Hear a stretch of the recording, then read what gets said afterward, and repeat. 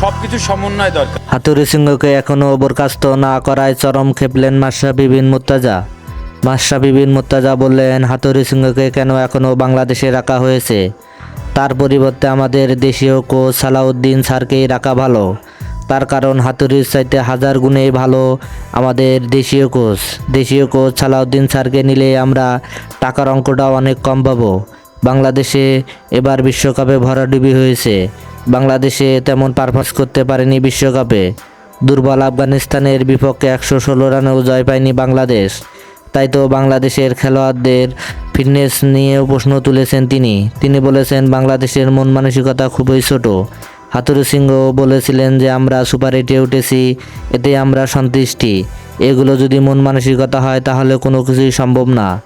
এদিকে সৈয়দ সালাউদ্দিন বাংলাদেশের সেরা কোচের একজন। তার কারণ তিনি অনেক নতুন খেলোয়াড় উঠায় নিয়েছেন। এদিকে সালাউদ্দিন বিপিএলেও টানা 3বার চ্যাম্পিয়ন করেছেন কুমিল্লা ভিক্টোরিয়ান্সকে।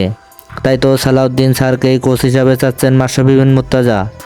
দর্শক, আপনি কি মনে করেন সালাউদ্দিন স্যারকেই প্রধান কোচ করা উচিত? তাহলে অবশ্যই আপনার মূল্যবান মতামত কমেন্ট বক্সে জানিয়ে দিবেন।